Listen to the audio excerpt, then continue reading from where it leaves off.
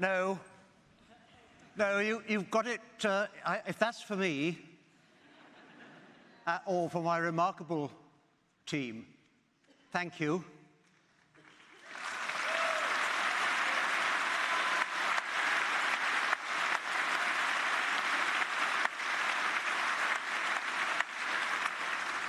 But you're actually applauding the wrong people. This is your report. I may have done the words. Certainly the errors, the omissions are all mine. And one of them has already been pointed out to me this morning by one of you. But the words come from you and your stories. I want you, please, in a moment, to give me an applause at least as long, and probably longer, standing if you would, if you can, to those who are really responsible for what is in this report. Look to your right. Look to your left. Look in front. Those of you who can turn, look behind. Those are the people who have written this report, all from your very different perspectives.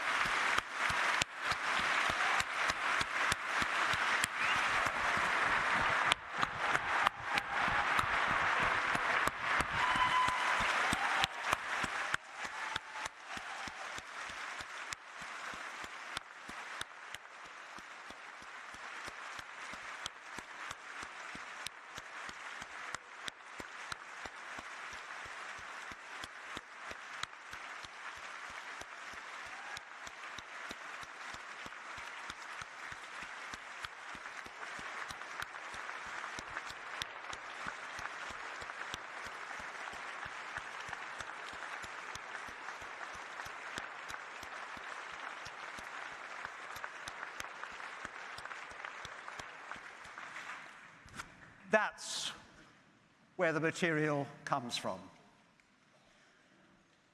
You. At 7 a.m. this morning, my full report was handed to the Cabinet Office to be given to the Minister, John Glenn. At 8 a.m., it was made available to most of you here. It is now my role to present it to you and to the wider public who have watched this from home or on live stream, and the wider public who have had no connection with the inquiry before. Well, here it is. 7 volumes. There's quite a lot of detail in it. What it comes to is this. In families across the UK, people, adults and children, were treated in hospital and at home with blood and blood products, and that NHS treatment resulted in over 30,000 people being infected with viruses which were life-shattering. Over 3,000 have already died, and that number is climbing week by week. For everyone involved, the evidence given to this inquiry has been difficult to listen to. No, that's the wrong word. It's hard for those centrally involved, and it must have been hard for many observing. But it has been much harder still for those who were recounting their own experiences, or listening to stories which touched a nerve, which brought back memories they would rather have forgotten, but which they brought themselves to tell the inquiry because the truth was important to tell. The harm that was done to people cannot adequately be put into words. I've tried. But patients, parents watch their children suffer and in many cases die. Children witnessed the decline and the death of one, sometimes both, parents and their lives were irrevocably altered as a result.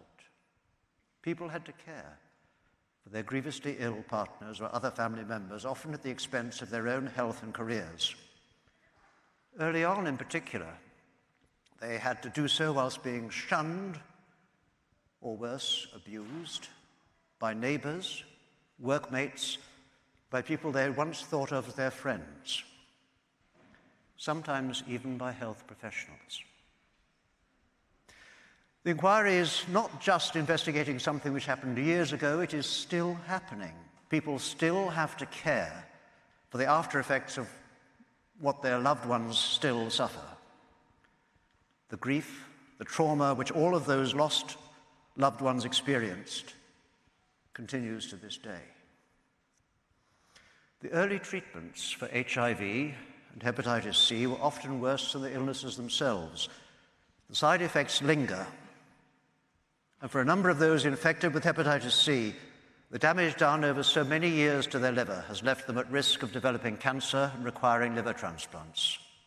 Every aspect of their lives has been defined by their infections: childhood, education, career, leisure, relationships, marriages, home ownership, travel, finances. Dreams and ambitions have been lost, relationships broken. True, though each of these consequences is, it really takes a person who has lived and is living with them to describe them in a way which brings home the full horror of what had happened. And that's why, in this report, I've tried to record people's experiences in some detail, where I can, using their own words. They're better than mine. Those experiences have been central to this inquiry's work and must be central to the response to this report. But I could not record every individual story in this report. I hope, therefore, that the thousands of statements which speak to people's suffering and endurance, which will remain accessible on the inquiry's website, along with the transcripts and recordings of the oral evidence which the inquiry heard, will ensure that their voices and their pain are never forgotten, and will move future listeners and readers as they have moved so many during this inquiry. This disaster was not an accident.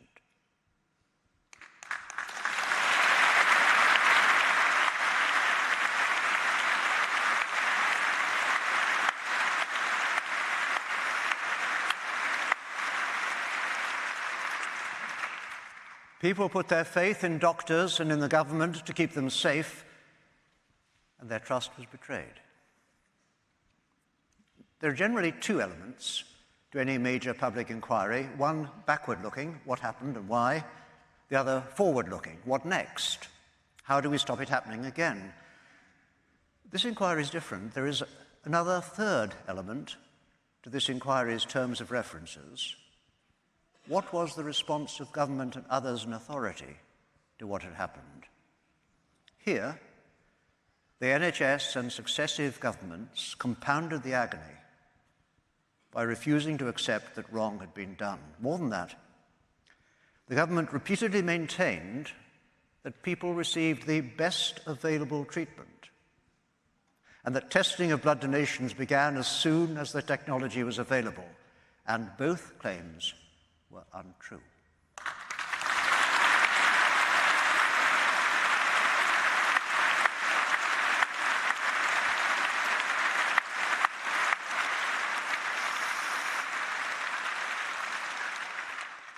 That means that part of the what next, how do we stop it happening again, is not only taking steps to meet any threat of future infection carried by blood products or tissue, but how to ensure, as far as we can, that government responds to the citizens it serves, how shall I put this, more appropriately, in a way which reflects the true facts.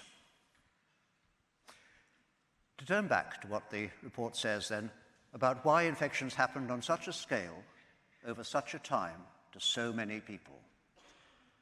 The picture is a complex one, and the failings were multiple. First, governments, blood services, doctors knew at least 80 years ago since the mid-1940s that blood could transmit hepatitis, and that this was a significant disease which could lead to cirrhosis, liver failure, liver cancer, and death. This was not something kept to the dusty libraries of academic knowledge. The consultant advisor on blood transfusion to the chief medical officer wrote in 1946 that users of plasma must be told that it is a potentially lethal fluid which should be used with discretion. A 1964 circular from the Scottish Home and Health Department said, "No transfusion should be undertaken unless the benefits outweigh the risks of hepatitis." One of the leading transfusion directors used to write on the boards for students, "Blood can kill." The risk was not limited to hepatitis, but it included the risks of future unknown viruses. And in the light of that knowledge, you might expect action to be taken to reduce the risks which were known of, and a keen eye to be kept open in case new risks started to emerge. What happened was not that. Tragically, the infections happened because those in authority, doctors, the blood services, and successive governments, did not put patient safety first. They lost sight of what was known about the risks of viral infections from blood. Doctor knows best was such a strong belief that health departments did not issue guidance to curb the unsafe use of blood and blood products. Decision-making on measures that could make blood and blood products safer was put off, then dragged out unnecessarily, and failed to reach clear and decisive conclusions. And patients were simply not given the information they needed to make fully informed decisions about their own treatments. As long ago as 1952, the World Health Organization identified how to reduce the risks of transmitting hepatitis through blood and blood products. UK medical and government advisors took a central part in this. There were 4 key measures highlighted by the World Health Organization on which, despite its involvement in identifying them, the United Kingdom fell short.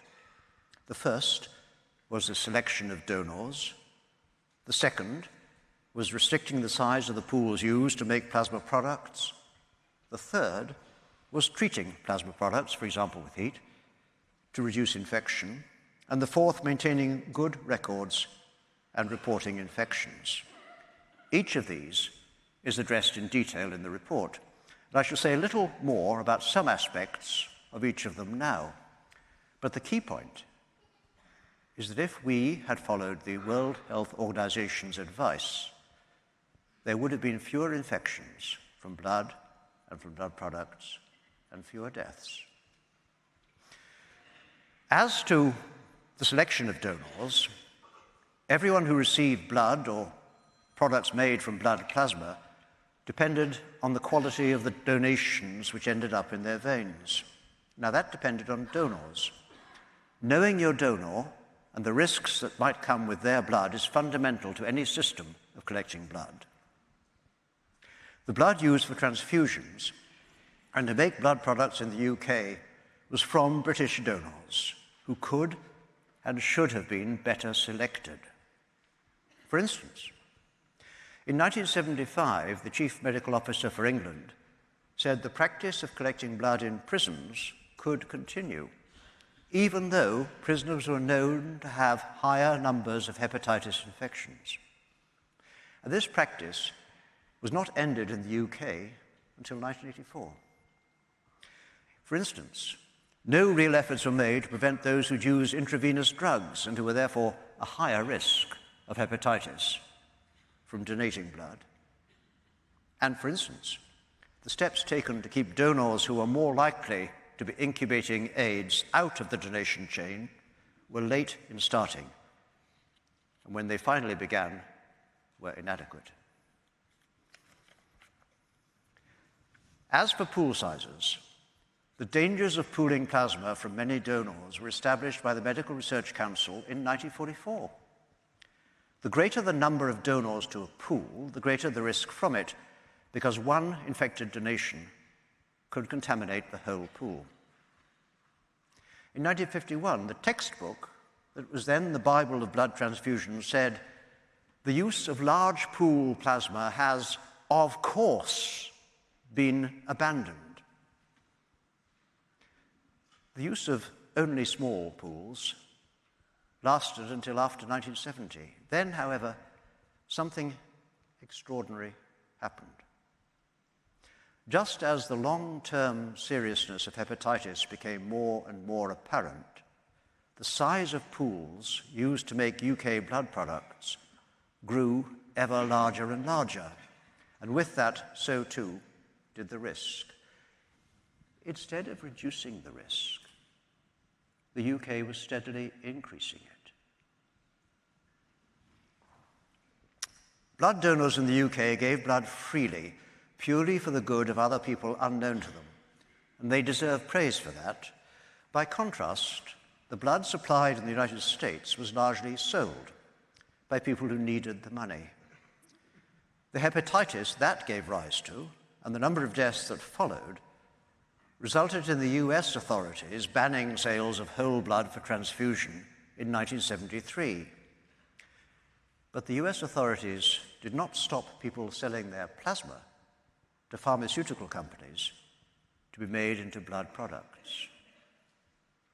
In 1973, the UK licensing authority gave the green light to the importation and distribution of an American blood product and an Austrian blood product also made using paid donations, despite the manufacturers making no secrets of the risks of hepatitis they posed.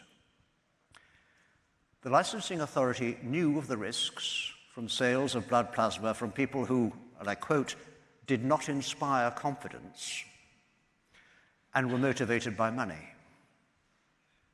The licensing authority knew, too, that these products were made from very large pools.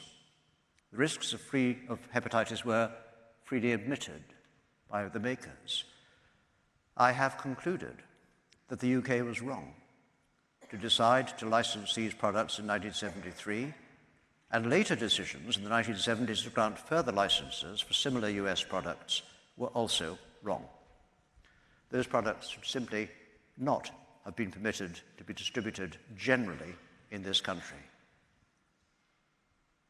Despite the World Health Organization's reminder in 1952 of the importance of record keeping, poor record keeping has been a problem across many of the issues examined by the inquiry. This had an impact on safety. If you can't trace the source of his transfusion back to the donor who was infected, you cannot then tell and treat the donor and avoid any further donations from that source, nor can you trace previous donations to check if other people who have had transfusions from the same source have then become ill. And reporting of infections did not have the priority it should have done. For instance, at the height of the AIDS crisis, the North London Blood Transfusion Centre had to ask the government committee responsible for AIDS 3 times to arrange for the chief medical officer to ask doctors to find out if AIDS patients had previously donated blood. As well as the more rigorous selection of donors, and until such time as direct tests specific to hepatitis C and HIV were available, a further way of reducing the chances that hepatitis C or HIV would get into the blood supply and be transfused was to test for certain markers in the blood which could help identify the donations that might be infected. This was known as surrogate testing. The opportunity of this surrogate testing in the case of HIV was lost. In respect of hepatitis C, taking a decision about it was put off, and then delayed until it was simply too late. One doctor involved, rightly, described the process as going round in very small circles some distance away from the target. nearly 4 years were lost, during which the risks could have been very significantly reduced. The government was to claim in the 1990s that the direct tests for these viruses were introduced as soon as the technology was available. That was wrong in the cases of each of the viruses. In case of HIV, a test had been developed by August 1984. But it was not introduced for the screening of blood donations until October 1985. It takes time to produce such a test in sufficient quantity to screen all blood donations and to check its reliability, but I have concluded that we lost months for no clear reason by delays and indecision when setting up a process to evaluate each available make of test. Yet a number were commercially available and being used elsewhere in the world. Patients receiving transfusions in the UK were needlessly exposed to the risk of HIV as a result. In the case of hepatitis C, the delays were even worse. Screening of blood donations was not introduced until September 1991. Even when a screening test was available and approved, its use had to wait till all regions could introduce it on the same date, in other words, going at the pace of the slowest. When the government claimed that screening for hepatitis C had been introduced as soon as the technology became available, they ignored the long list of countries that introduced screening before the UK: Japan, Australia, France, Luxembourg, Finland, the US, Austria, the Netherlands, Canada, Germany, Belgium, Switzerland, Italy. Shall I go on? Spain, Norway, Sweden, Portugal, Cyprus, Greece, Hungary, Iceland, Malta, and Denmark. 23. Just because the Department of Health hoped what they said was true, didn't mean to say it was. You might have thought that as soon as a screening test for hepatitis C was introduced across the board in September 1991, donors who were infected and might not have realized it could be identified and told, and that anyone who'd previously been given their suspect blood could be traced and checked. Well, you would have been wrong. It took around 4 years for there to be a general look back like this. One transfusion director, Dr. Jack Gillan, Edinburgh, South East Scotland, thought this was so unethical that he arranged to conduct a look back in his area. He had to call it a pilot study, but he wanted to do it and did it. His work deserves praise. It was instrumental in a UK look back being delayed no further than it was, but the delay which had already occurred made the look back less successful than it would and should have been. Hepatitis C tests concerned, obviously, hepatitis. Almost everyone who had a severe bleeding disorder, had hepatitis 2 as a result. But 1,250 people with bleeding disorders were also infected with HIV. Nearly 1/3 of those infected with HIV were children. 3/4 of those who have HIV have died. Now, these are figures. They're numbers, they're percentages. They're difficult to relate to. But look around you. The number of you who are filling this great hall today is roughly the same as the number of people who had bleeding disorders who were infected with HIV. Picture that. And now picture only 1/4 of you being here.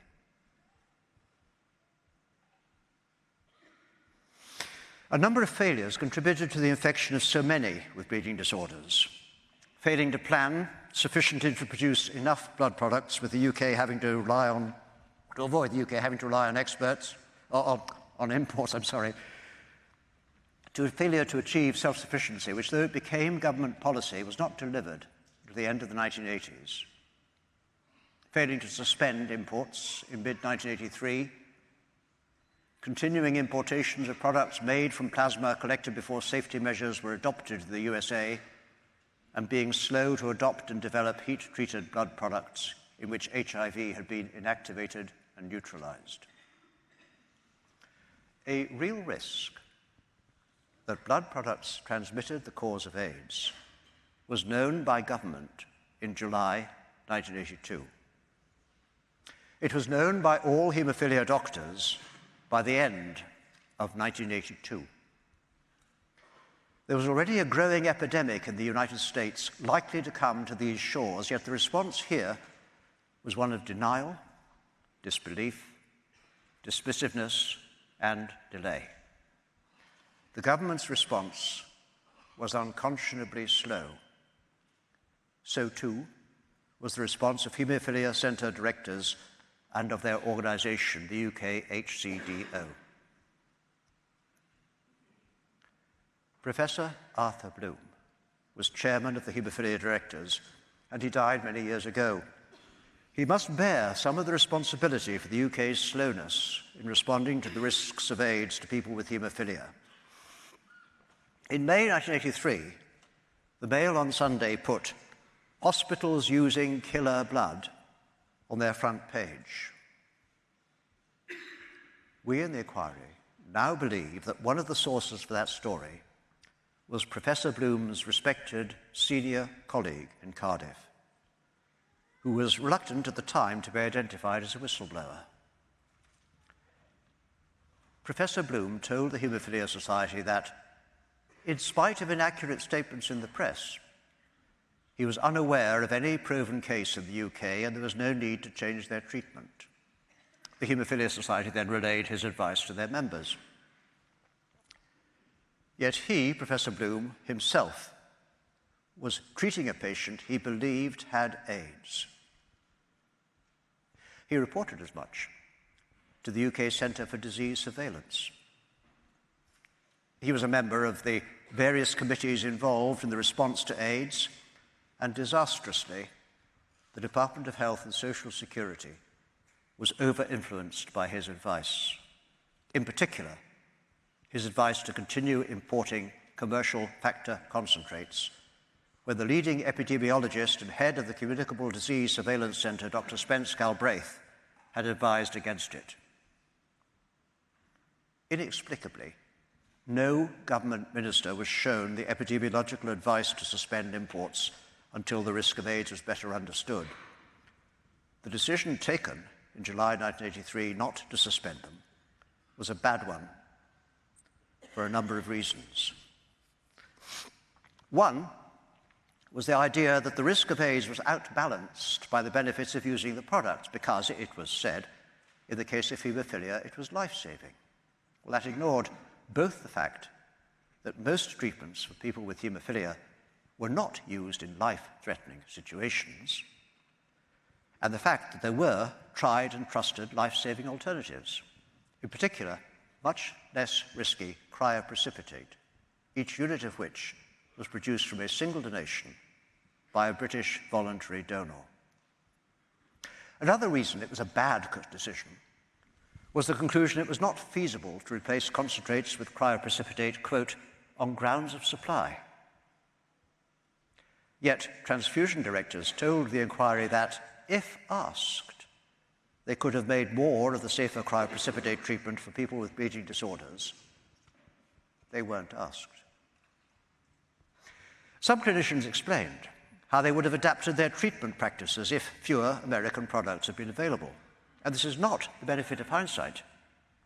On either side of the Pennines, Alderhay and Sheffield Children's Hospitals treated children with bleeding disorders at the height of the AIDS crisis. Alderhay treated its children almost exclusively with large pool commercial concentrates. Utterly inappropriate. Almost all the children were infected with AIDS. By contrast, at Sheffield, Professor John Lillerman sought to minimize exposure to multiple donors by using cryoprecipitate. There was one infection with HIV at Sheffield Children's Hospital. It's still one too many, but it's illustrative of the fact that the adoption of different treatment practices by haemophilia clinicians could have substantially reduced the number of infections. Treatment choices mattered. Take the case of the Haemophilia Centre at Treloar's school. Of the 122 pupils with haemophilia who attended the school between 1970 and 1987, only 30 survive. The pupils were often regarded as objects for research, rather than first and foremost as children whose treatment should be firmly focused on their individual best interests alone. There was a particularly heavy use of factor concentrates. Different concentrates were indiscriminately used, increasing risk. Pupils were given extra to see how prophylaxis might work. Research prejudiced the quality of treatment, and convenience of administration trumped safety. Children were treated in this way without their parents having been provided with any or anywhere near enough information about the risks of treatment. It was unconscionable to treat children with concentrates capable of transmitting serious viruses without explaining those risks clearly to their parents. There were multiple research projects where informed consent for participation was neither sought nor given. That was unethical. It was wrong.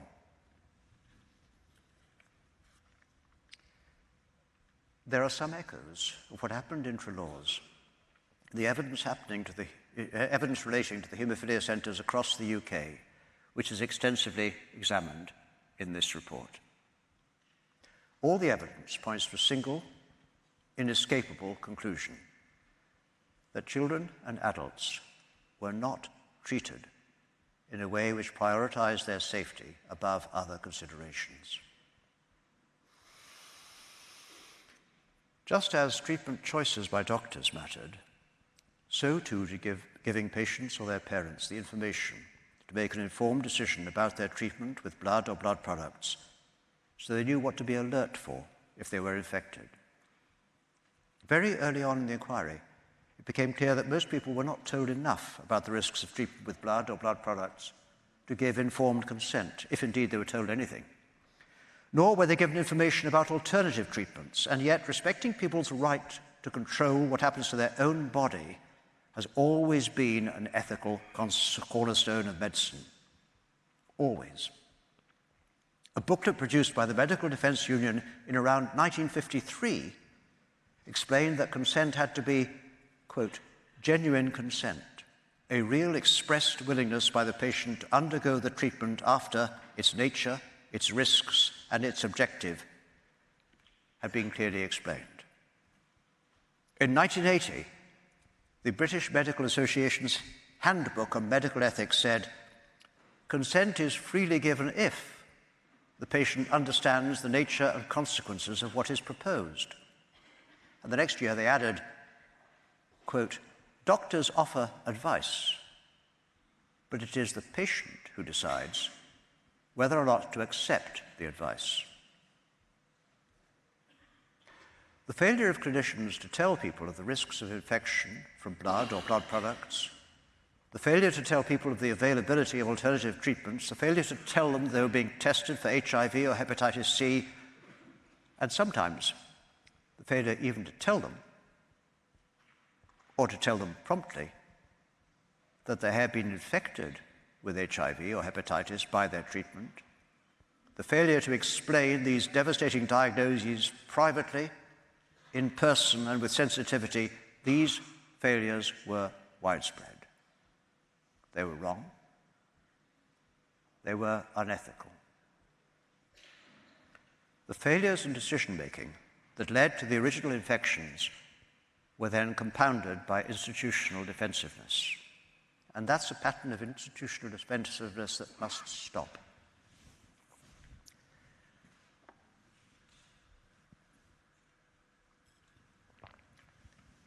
When citizens have concerns that something has gone seriously wrong, fairness should mean that they get answers.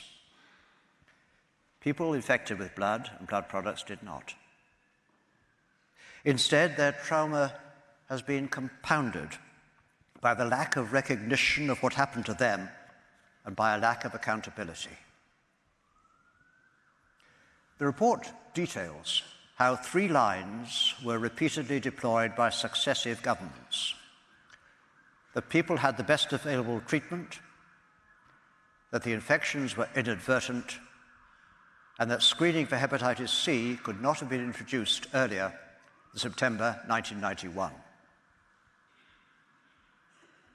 All of those claims were untrue.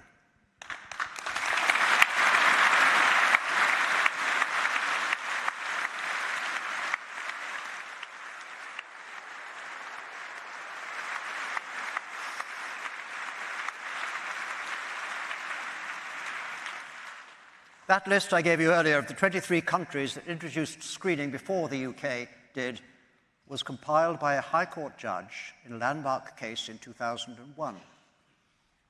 He found the screening should have been introduced earlier. Yet the government continued to assert that screening began as soon as the technology was available, even after campaigners pointed out that that was wrong and contrary to what the judge had found. Much of the responsibility for this institutional defensiveness lies with the civil service. It was not until 2003 that limited financial support was announced for people infected with hepatitis C through NHS treatment with blood and blood products. Prior to then, the line taken by successive governments was that no financial support whatsoever should be provided. On each occasion in the 1990s, when a minister, having heard the pleas for help from people infected and affected, expressed an interest in changing that line, they were persuaded against it by civil servants. 1 minute could have come from "Yes, Minister." It is quite clear that he, that is, the minister, is trying to change the line little by little. He's had plenty of briefing, written and oral, on the subject, but his sympathy for those concerned is clearly uppermost in his mind.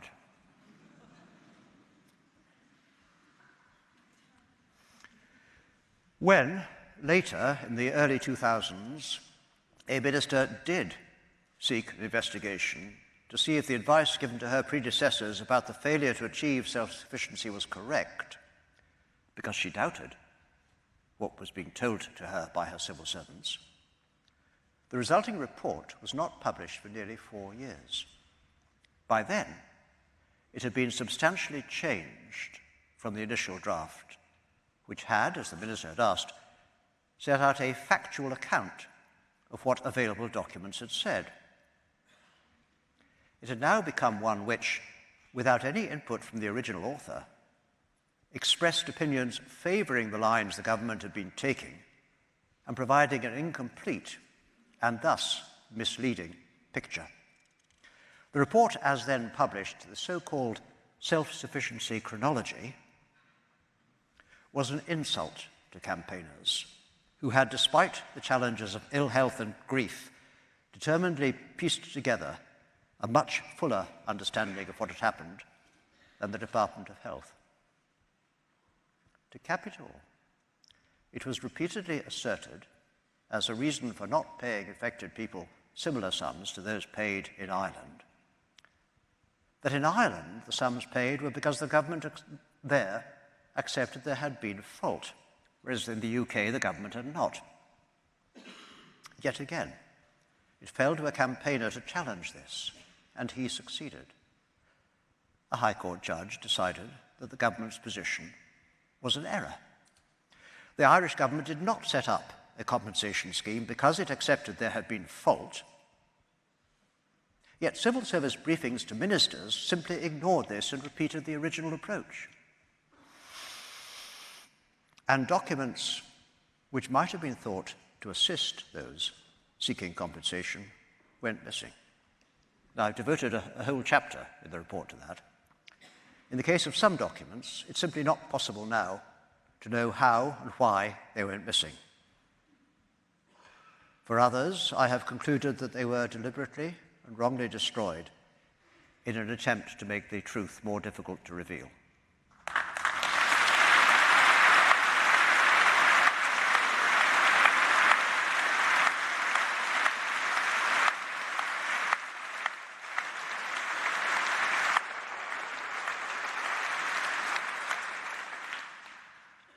Well, let me turn from what happened and how successive governments responded to the third element of the inquiry's report, the future. At the start of the inquiry, people told me they wanted to ensure that a disaster like this never happened again. The report begins to address that by setting out a number of lessons to be learned. The first and most important lesson to be learned is that patient safety must be the guiding principle. Many, indeed most, infections would have been prevented if patient safety had been paramount throughout. A second lesson to be learned concerns risk. Risk was poorly understood and poorly communicated, and the wrong questions were asked and answered. The line that there was no conclusive proof that AIDS had been transmitted by blood and blood products may have been strictly true at the time, but it was misleading and it misled. It gave false comfort to patients and clinicians that the risks were not as real as indeed they were. The public should be trusted with the truth, with all its uncertainties. Professor Arthur Bloom, to return to him in this context, was warned in a letter from the US Centers for Disease Control in March 1983 that AIDS was an epidemic evolving, quote, with a frightening pace, close quotes, and that blood products could transmit its cause. He failed to share that letter or the information within it. Instead, some clinicians advised that the small number of cases meant that it was not a big risk for the UK haemophilia population. Now, that confused incidence and risk. In a disease with an incubation period of some 2 years, the cases you diagnose on day 1 only tell you who was infected 2 years ago, not who is infected today, but has not yet been diagnosed. The day cases showing today are just the tip of the iceberg. In their slow and protracted decision-making, civil servants and ministers lost sight of the value of taking steps to reduce risk, even if full elimination was not yet possible. Infections could have been prevented, and lives could have been saved, even if just some of the measures examined in the report had been implemented. And if patient safety were the guiding principle, there should have been curiosity before 2017 about what led over 3,000 people to die and thousands more to live with infections. Apart from lessons which should be learned, what else should happen next? Well, I fully expect the government to make an apology.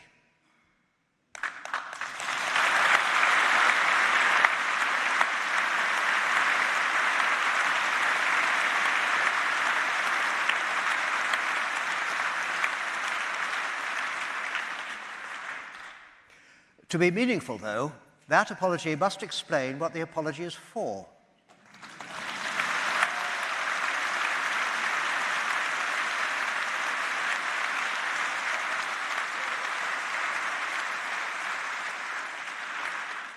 It should recognize and acknowledge not just the suffering, but the fact that the suffering was the result of errors, wrongs done, and delays incurred.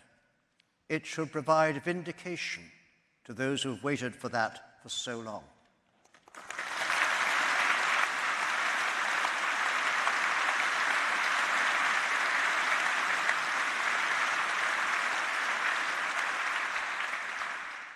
And it should be accompanied by action.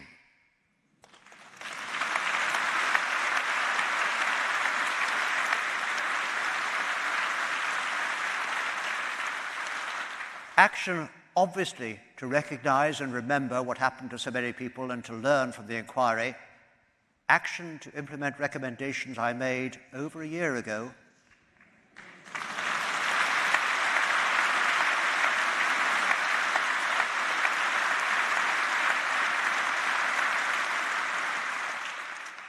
to set up a proper compensation scheme.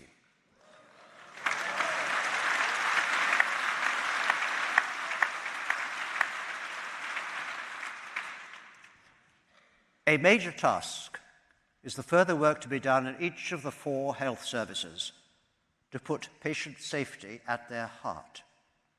Now, ensuring a patient safety culture is not an easy task. Inquiry after inquiry has recommended it, and it has not been achieved as yet. What I recommend is that where an individual is responsible for something going wrong that was or might have been harmful, they should not usually be blamed for owning up. Owning up enables patient safety to be better achieved, after all. But they should certainly be blamed if they keep silent.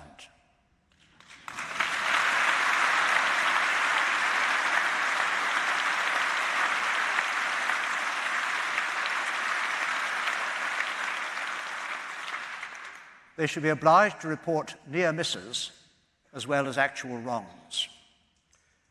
Leaders in healthcare should be made subject to a statutory duty of candour where they are not already.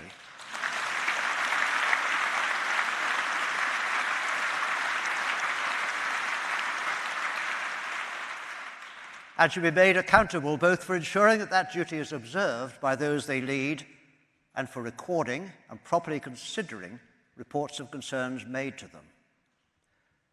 The regulatory landscape for patient safety should be decluttered so that patients, and for that matter healthcare professionals, know where to take any concern they may have, and leaders know exactly what is expected of them. Learning from other safety-critical enterprises and industries, the NHS should establish a safety management system. And I highlight in my recommendations the work on patient safety being led in England by the Health Services Safety Investigations Body. All of this should be informed by developments in the digitization of patient records. I've also recommended measures to end a defensive culture in the civil service and government. To do this, I've encouraged the government to reconsider whether, in the light of the facts revealed by this inquiry, it is sufficient to continue to rely on the current non-statutory duties in the Civil Service Code and the ministerial codes to end the defensive culture in the civil service and government.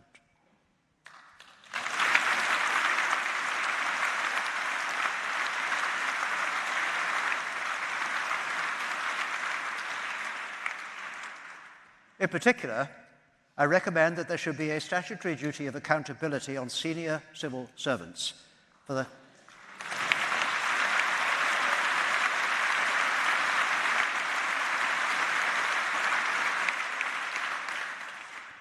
candour and completeness of advice given to permanent secretaries and ministers, and for the candour and completeness of their responses to concerns raised by members of the public and by their own staff. I've recommended measures to ensure that people who've been infected with hepatitis C from blood transfusion or blood products have the monitoring for further liver damage which they need. And I've recommended that GPs should ask newly registered patients on registration if they've ever had a blood transfusion, to try to find more of the people as yet undiagnosed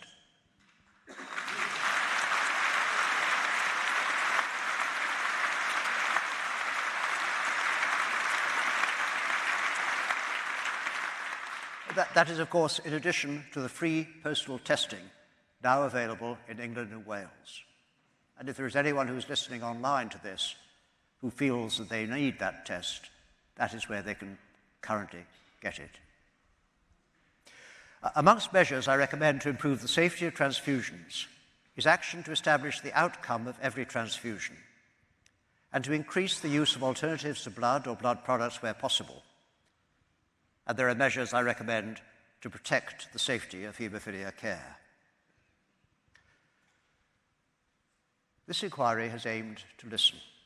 Well, I hope it's succeeded in that. But listening is not just for inquiries or courts. I recommend measures to empower the patient voice so that it is heard and taken seriously in day-to-day healthcare. In particular, that clinical audit should, as a matter of routine, include measures of patient satisfaction or concern, and that the results are reported to the board of the body concerned. I have recommended funding for patient advocacy, and that particular consideration should be given to meeting the needs of people with sickle cell disorder or thalassemia.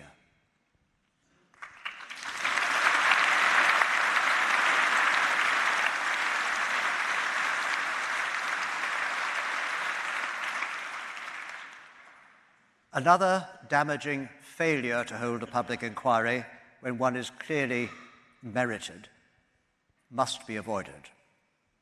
Though I recognize that the power to call an inquiry remains with the minister under the Inquiries Act, I believe there is a role here for the Public and Constitutional Affairs Committee, that's a select committee of the House of Commons, to consider whether to recommend to a minister that they should exercise their power, and that if the minister disagrees with the committee, they must set out in detail and publish reasons for this disagreement sufficient to satisfy the committee that the matter has been carefully and properly considered.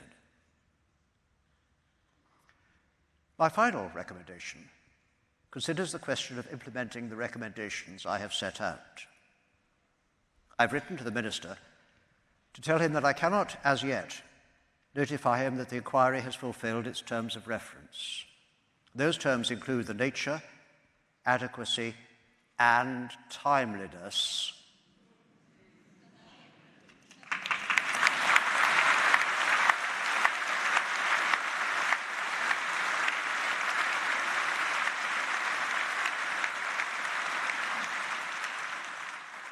of the response of government. As I've said repeatedly in public, delay not only causes frustration, but it compounds the harm and suffering many of those infected and affected have endured. In the context of this inquiry, perhaps beyond all other, it is unconscionable to allow a state of affairs to exist in which people's fears that the lessons and recommendations of this inquiry will collect dust on the Cabinet Office shelf are realized. I'm satisfied that I must do what I properly can within my powers to try to ensure that that does not happen. Now, it's for the government to respond as it will, but I intend to use my position as far as I properly can to prevent any unreasonable delay in its doing so.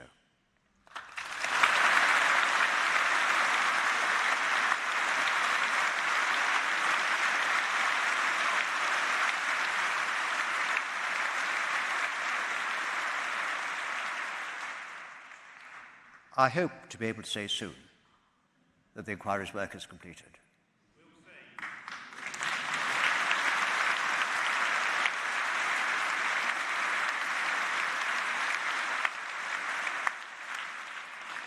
After that, I recommend that the Public and Constitutional Affairs Committee should review both the progress the government has made towards responding to the recommendations of the inquiry, and if those recommendations are accepted, towards implementing them. Finally, I'd like to thank again all of you here and all of those of you who are watching remotely for your contribution to this inquiry, whatever your perspective has been. The sheer numbers here pay testament to the importance of the issues this inquiry has been considering.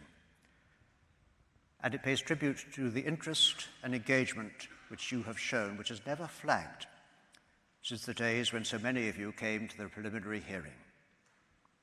An inquiry serves its purpose best when everyone involved, from whatever perspective, participates, as you have done. But I would like to thank, too, those who have contributed, who would be here, but can no longer be. Too many are too seriously ill as a result of their infections. Too many have died.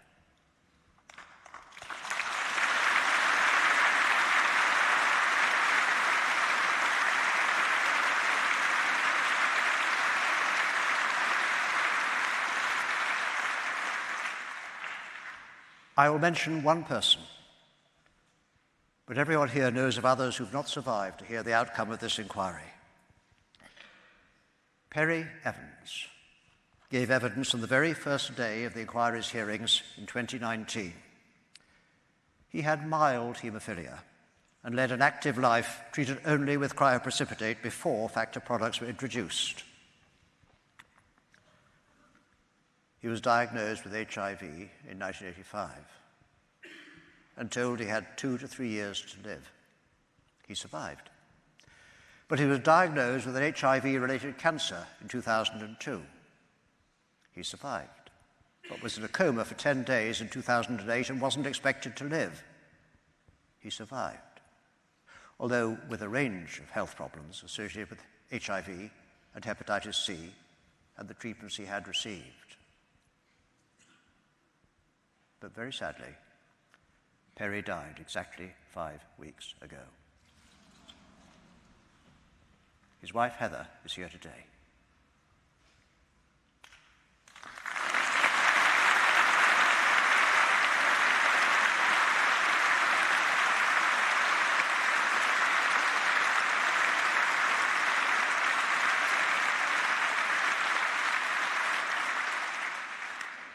You don't need me to tell you more people die each week. Imagine the difference it would have made if this inquiry had been held 30 years ago. If people, Justice now!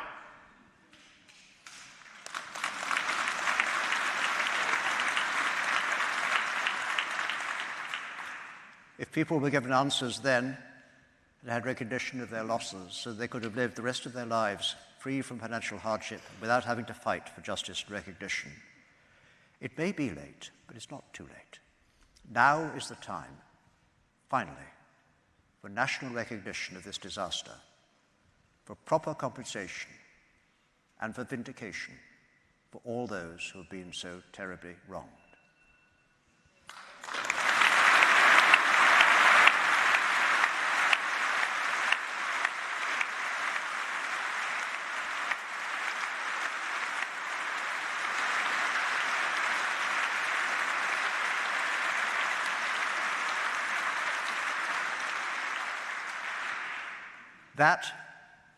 That is what my report amounts to. Thank you.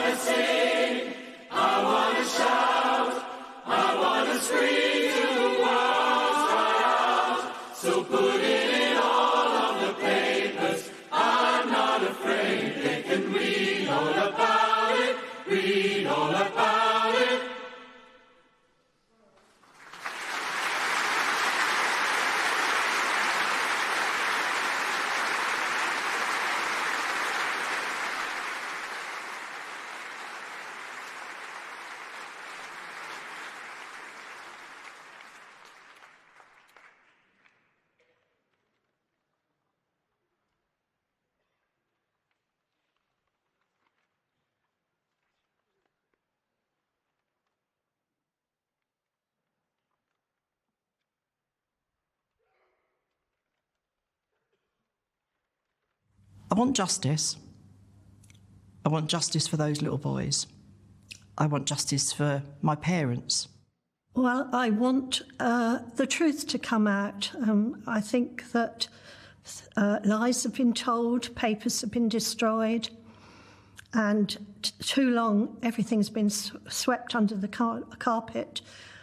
We need and we deserve answers to what happened. We just want justice. We want the truth. We want accountability, but mainly justice. That this is dealt with properly, openly, and that we do get to the truth, so people can get on with their lives. I want it acknowledged that these victims have been deprived financially, socially, in all aspects of their lives. Someone's responsible for it, and they should be accountable for it and punished. But are these people still alive? Who knows? I want the truth. I want justice. And I want my life back. I'm never going to get my life back, but I want to enjoy what's left of my life. I want the charitable trust set up to support us to be held to account. I want their staff and the trustees, past and present, to explain their actions. I would like to see justice, but I have to ask myself what justice really is, given my circumstances. I want to know that the departments who are responsible and the individuals who are responsible will be held responsible. I want truth. I want justice. I want people to know what we've been through, not just us directly, but how it's affected our lives massively, decisions we've made and the people and personalities that we've become that have been taken away by the lies and the treatment and the scandal and the stigma surrounding HIV. I need the politicians to remember this. I need the NHS to remember that this tragedy, that this horror that has gone on for all these years is still going on. Please don't just brush this aside. Something needs to come out of this inquiry. The truth, justice. Please, we need it. And I want those people to admit the liability for those people that have been infected, affected, those people that have died. So many people have died. It's shocking, it's disgraceful. And then I need closure to try and move on with the rest of my life. I just hope I'm still alive by the time the inquiry finishes.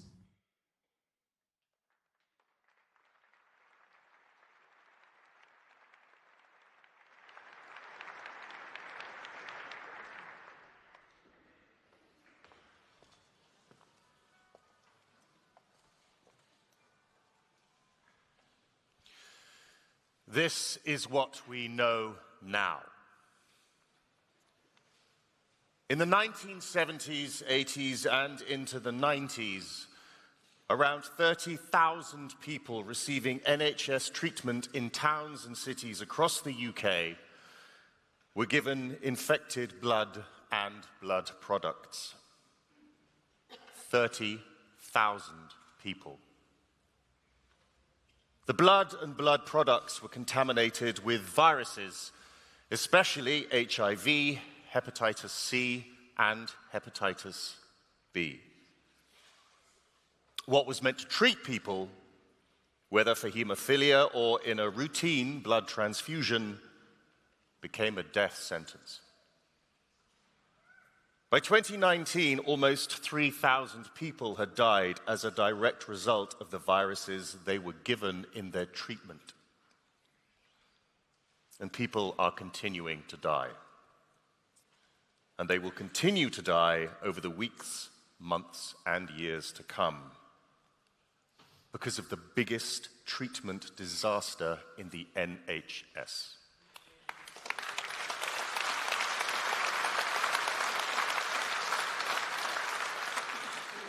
Now, you all know the names of the people that have died, but we also remember today those who died unnamed and without knowing what had happened to them.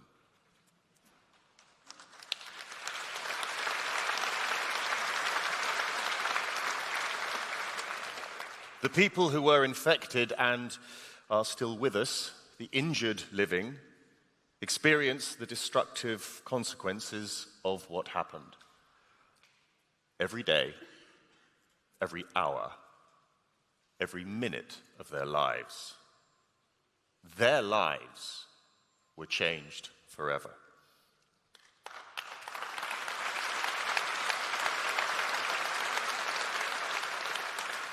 Their families were also changed forever. Parents and children, partners and siblings were with them as their loved ones became seriously ill. They experienced stigma and cruelty from neighbors. They became full-time carers, and far too many have been left grieving. This disaster started with haemophiliacs, mostly men, many of whom were still schoolboys or even younger, and women and girls. Factor VIII seemed like a miracle, stopping bleeds quickly and even preventing them. But Factor VIII pooled the plasma from thousands of blood donations, and if one donor was infected with a virus, the entire batch would be contaminated.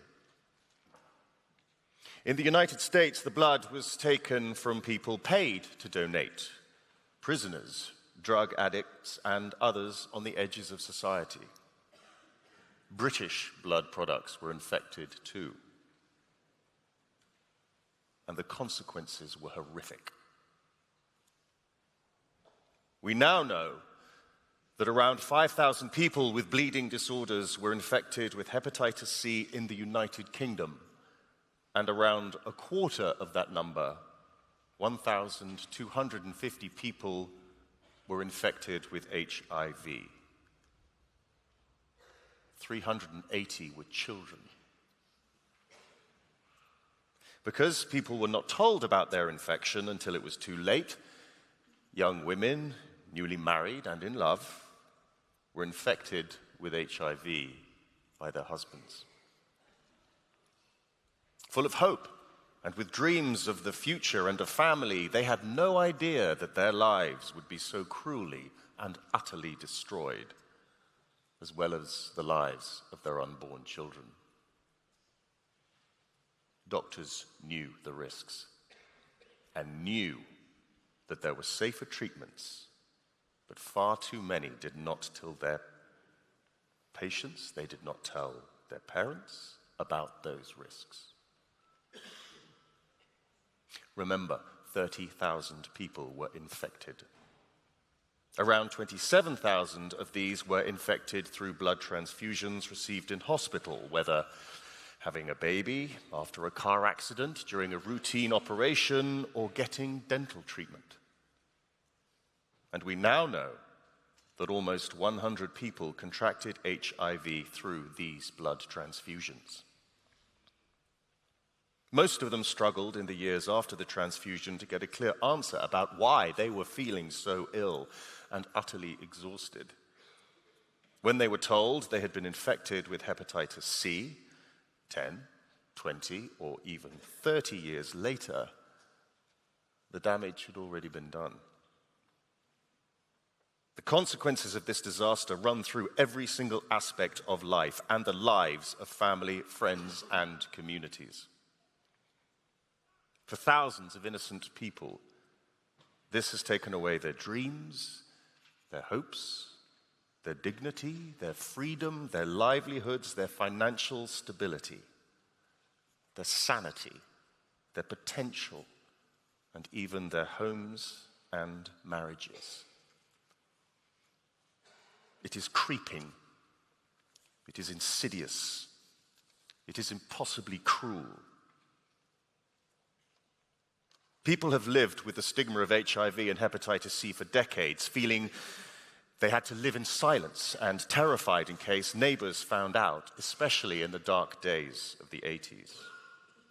Homes daubed in graffiti, children bullied in school, parents losing their jobs, and children put into care without knowing why. And many still live in silence. They have never told their families what happened to them, so they have lived with the burden of the infections and the burden of keeping a secret for decades. But the pain does not stop there. Coming home with a very serious illness after going to the NHS for treatment was bad enough, but what made things so much worse was when governments through the decades maintained nothing was done wrong, and this was the best possible treatment. Too ill to work and unable to provide for their families, they had to battle just to live life with a little dignity. Governments have resisted every step of the way. No wonder people have lost their trust.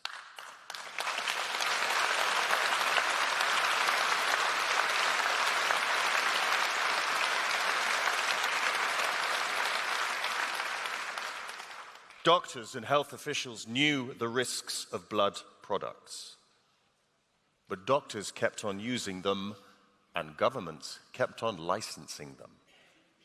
They knew that the safest transfusion was no transfusion, but kept on topping up women who had just had a baby, or giving 2 pints when one was more than enough. They knew the risks, but didn't tell their patients and parents of patients, and even used children in their research.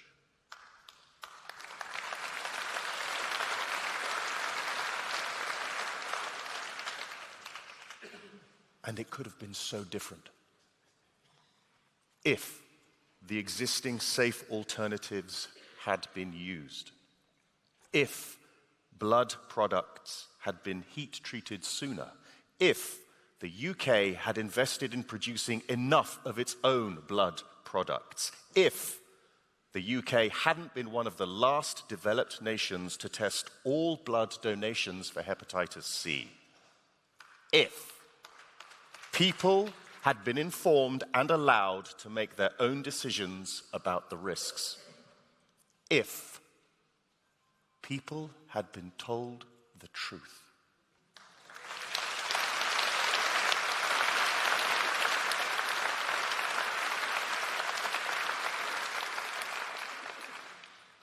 How many more lives would have been saved? How many more people would have been able to live the lives they had dreamt of and planned for, without illness, without scouring documents, searching for the truth, without writing letters to every single prime minister since Margaret Thatcher, without the sense that somehow, for some unknown reason, what had happened to them just doesn't count.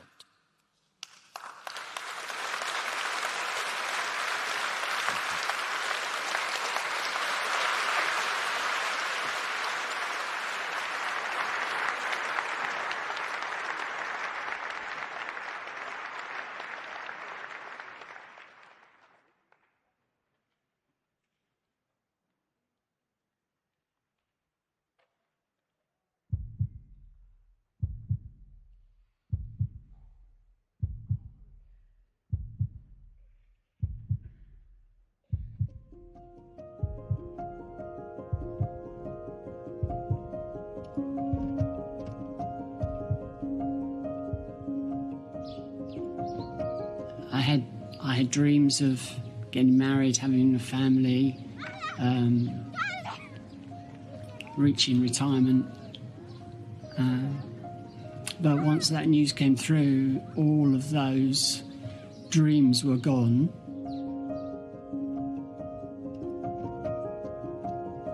I'm not the same person as I was. I'm tired. My bones hurt. And mentally, it's terrible. It's awful. I'd like to believe in a tomorrow that isn't illness, pain, sadness, fighting, fury, isolation, uselessness.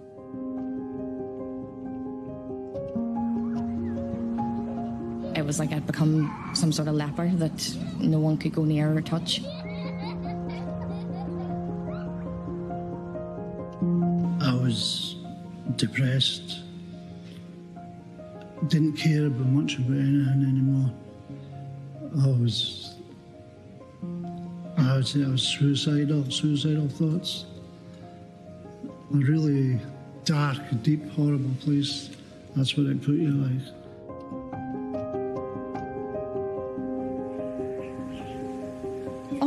I'm bitter, and I'm really sorry for everybody that I've hurt in that bitterness. But I cannot keep justifying and keeping our story told, because every time it gets told, it kills me a little bit more. And I don't want to die anymore, you know? I want to live.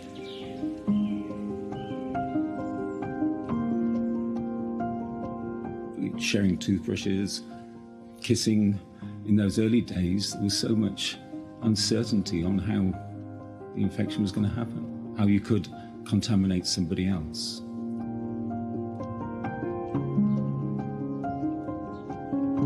I felt like a broken bottle on the beach, and we are a walking, talking biohazard. I became scared of my own blood.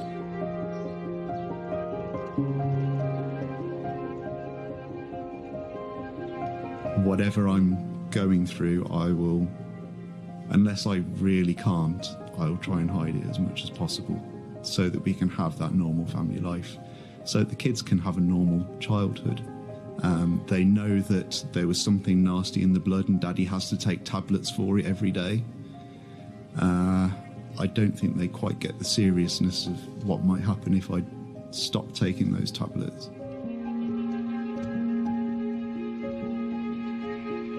He always said it was like living life with your shoelaces tied together. Everything was just out of reach, always just out of reach.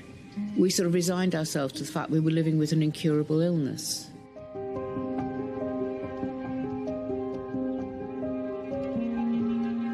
There, I share the pain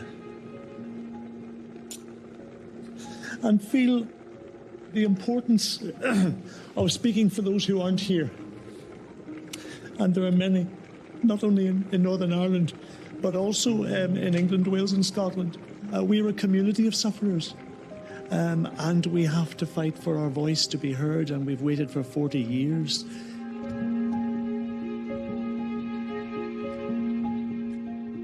We're none of us moving on. None of us putting distance between then and now. There's none of that, oh, time's a great healer, because there's no healing. Time is just adding insult to injury for most of us.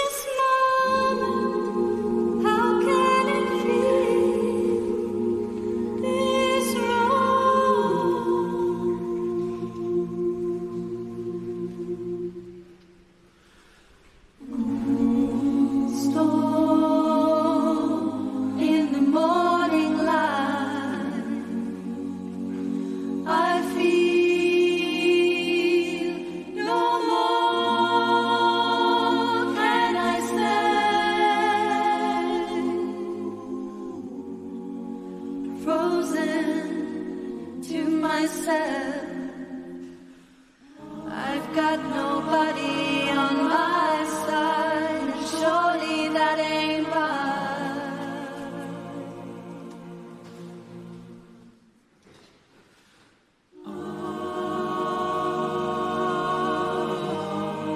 And surely that ain't right.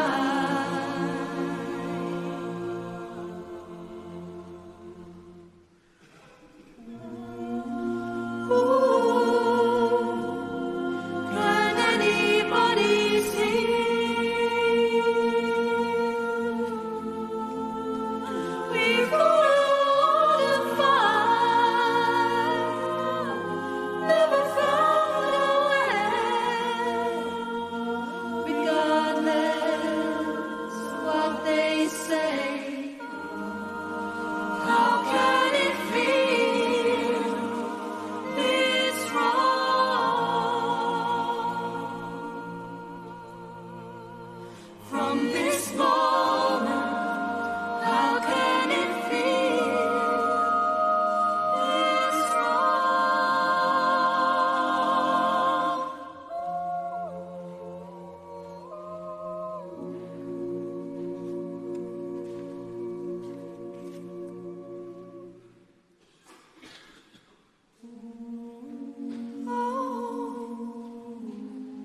Can anybody see?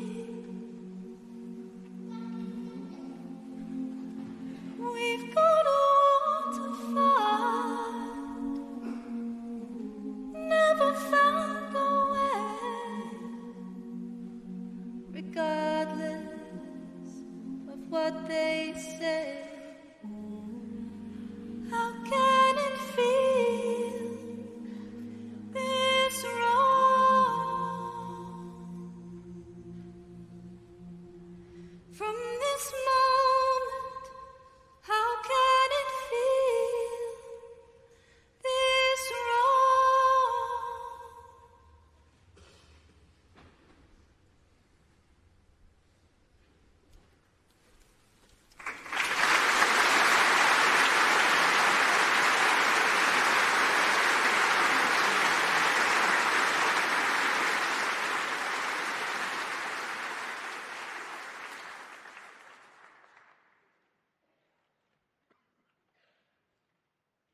We certainly, through the inquiry's process, learnt what I feel I wanted to know about what happened to my father.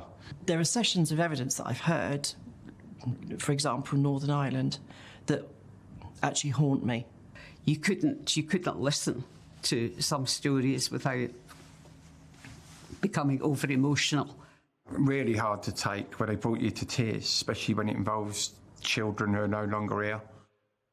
It will not really alter all the things that have happened to me and my family personally, but I'm very glad that the truth is now out. It's a very poignant time. You're remembering all your friends that are gone, all your friends that have been fighting with you. I can feel them in spirit today. They're here. And it feels so good to have spoken up for women who are no longer with us and have never, ever been recognised. We can't come back after this. This is it. This is the end of the road. And people are not convinced that it's going to be happy ever after. I'm finding it very difficult to feel like this is it, because it isn't it. Public need to know that this is something that could have happened to them, because a lot of people were affected with whole bloods as well. Put yourself in our shoes, because one day it may well be, maybe your family, it may be your loved ones, it may be yourself that is part of a massive cover-up and massive injustice. You have to realise this is the worst disaster that's ever happened. And it's not over. So I'd like the government now to fully respond to all the recommendations from this inquiry in full. The truth is out now. We want the government to act on Sir Brian's recommendations, all of them. There's no reason why you can't give us an announcement tomorrow, government.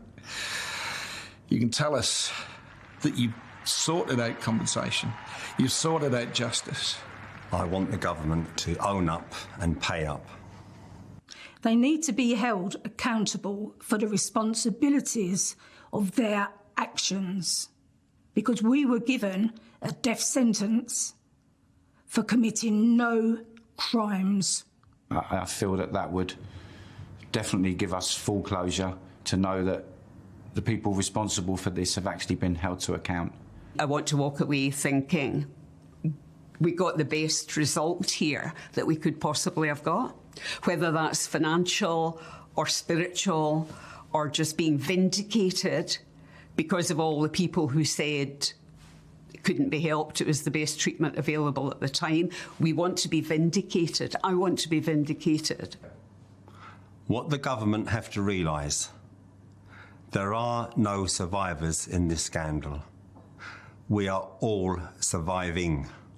I won't suddenly get 100% health back when compensation is paid, if compensation is paid. So I have to see, or there has to be some path forward as to how we're going to live. And I don't want to exist anymore. I want to live. I want space. I want things to stop. I want to be able to heal. And I want to come out the other side and try and, in many ways, start again. I want justice to be done for everybody who was harmed. Women are thrown under the bus so many times. We are here, we are human beings, and we have been through an awful lot, so please speak up for us. You can't put a price on a life, but you can certainly help people, however long they've got left in their lives, to try and live peacefully and with closure. I want peace of mind, and I want, primarily, this never to happen again to any other individuals.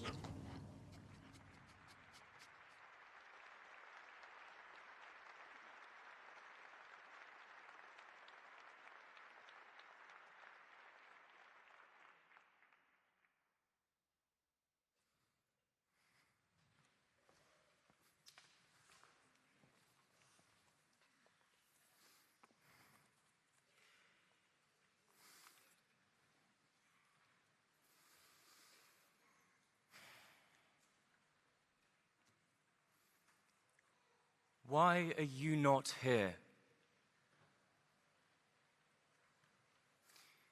When Alan Burgess stands and looks at the 1,200 trees planted nearly 3 decades ago by the Birch Grove Group, the trees are not just trees. They are his friends. Hayden and Gareth, Paul, Caddy. Why are you not here? In Shakespeare's words, "'Tis a vile thing to die when men are unprepared and look not for it." Almost everyone who is here today knows how it feels when someone dies unprepared. Too young, too soon. The vileness of a death that is premature, avoidable, unjust. We know too about love and how love gives us strength, the strength to keep fighting on and on for so many years, for so many decades, for so many long, dark nights, for justice. We are seeking justice for the lives we could not live, the joy we could not feel, the unborn children we could not hold in our arms. We are sitting together today, united by our fight for justice. and alongside us sit all those we have lost.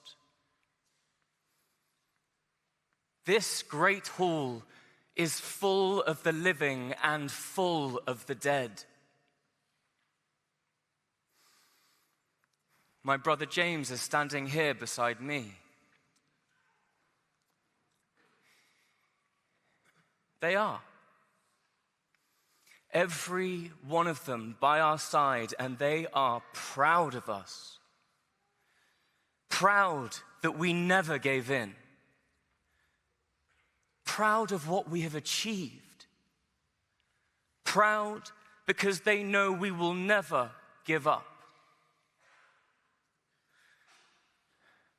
Here in this hall too are all those who have stood by us in our struggle, who have supported us and helped us, believing that justice is not just a word, that it has meaning.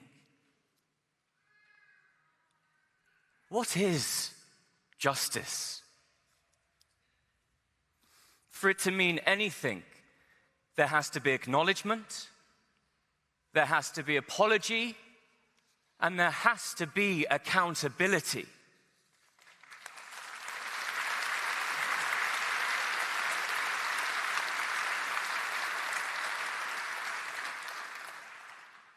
Acknowledge that it was wrong. That battle may be won. The moral case is complete. Even with those outliers who still want to say there was nothing more we could have done, it feels like they've lost and we have won the argument.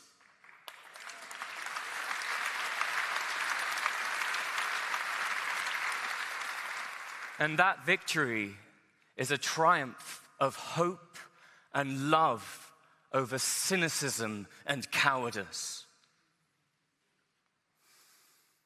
Apologize.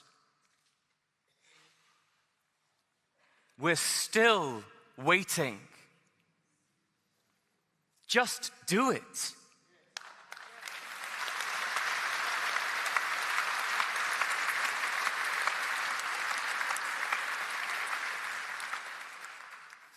Mean what you say and say what you mean. Don't hide the apology behind excuse. That helps nobody. We have waited a long time for this inquiry and its findings. The struggle to get here has been immense. The moment requires truth, not dissembling. Clean language, not evasion. Words supported by conscience, not politics.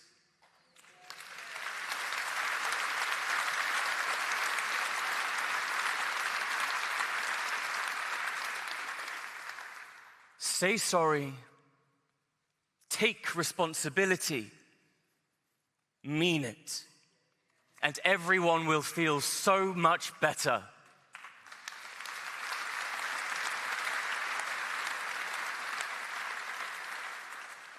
We're all here, and we're all listening. Accountability. Too often we have been ignored, lied to, patronized.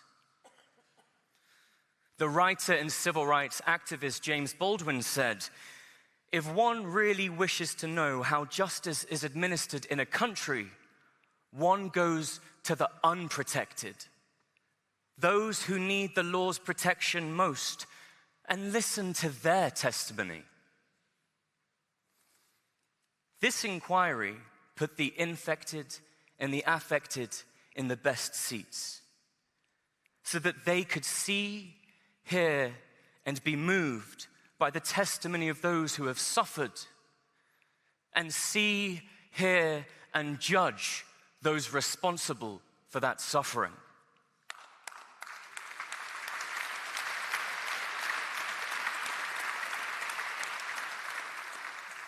By putting the unprotected first, suddenly, finally, after all these years, it became possible to interrogate power.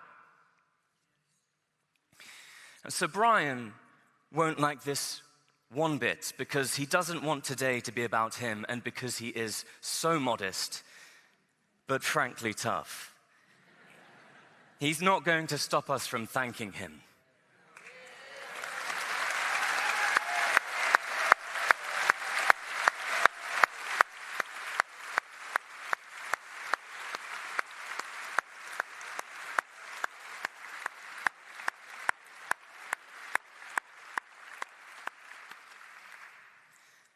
For his humility, care and precision with language, the integrity of his listening, emotional intelligence, deep sense of fairness, and for being frightened of no one.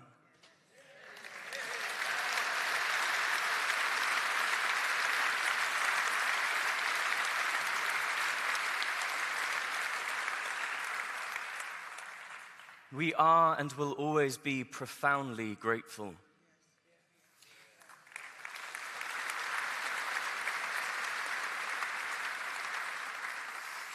He has shown how the administration of justice can be done. Half a century since this scandal began, the spirit is undiminished. We are far fewer than we were, but those we have lost are now heard because we will make sure that they are, and because we have the support of this document. History will know the strength and resolve of a people who have suffered pain and terror and shame and still stand fighting.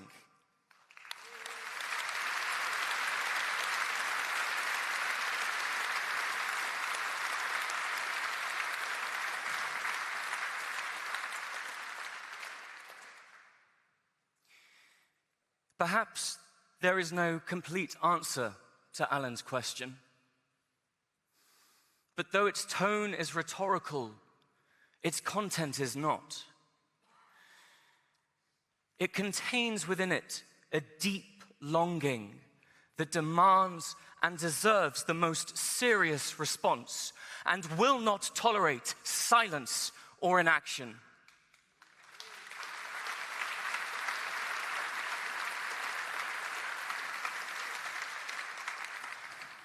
This report, our report, brings us a giant step closer to justice.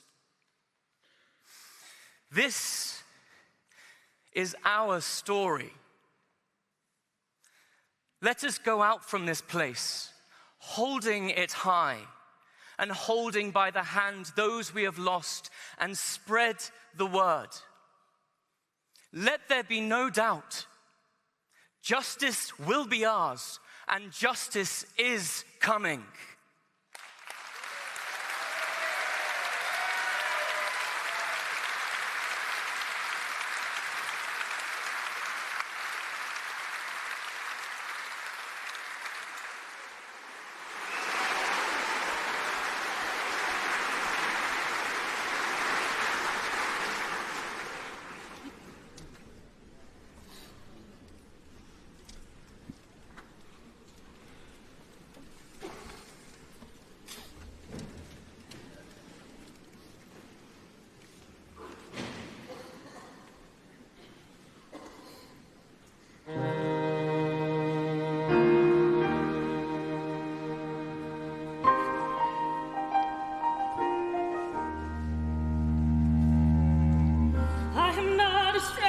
To the dark, hide away, they say, 'cause we don't want your broken parts. Learn to be ashamed of all my scars. Run away, they say, no one will love you as you are. I won't let them break me down to dust. I know that there's a place for us. For we are glorious. When the sharpest words wanna cut me down.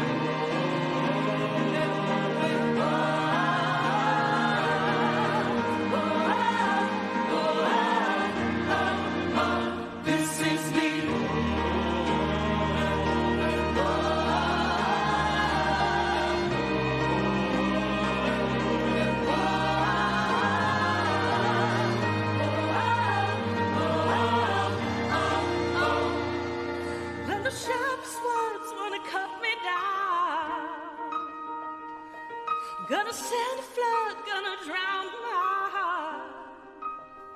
This is brave, this is bruised, this is who I'm meant to be. This is me.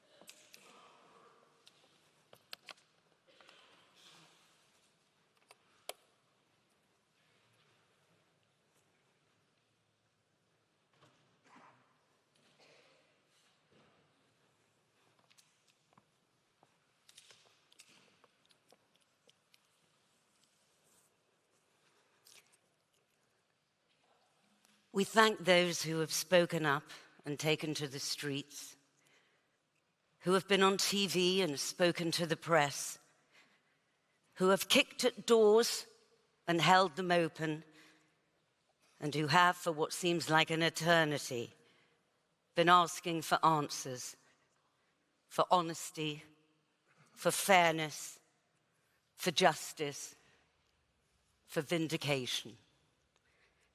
We thank you.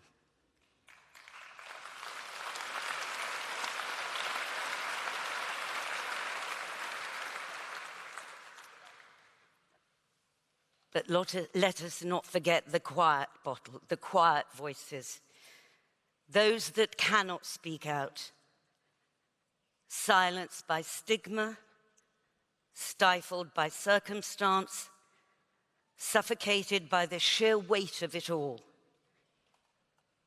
But you have a message we must all hear. Who are you that wrote this message? A mother?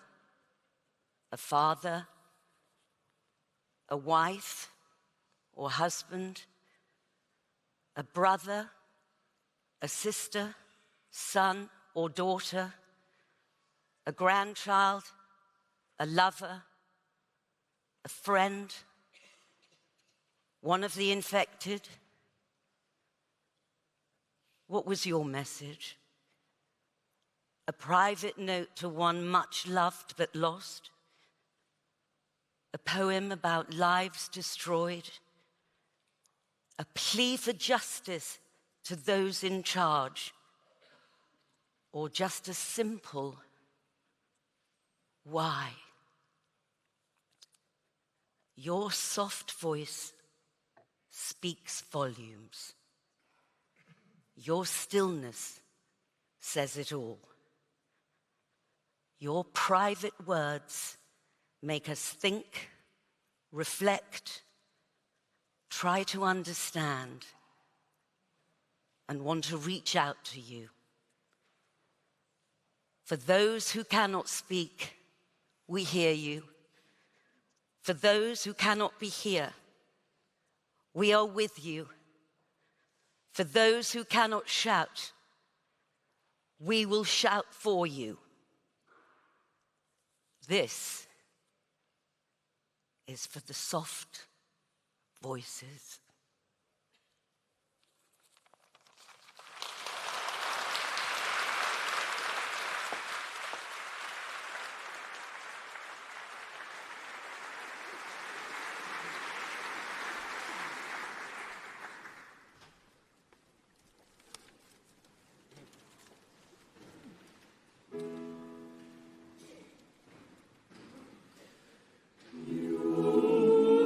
Music well.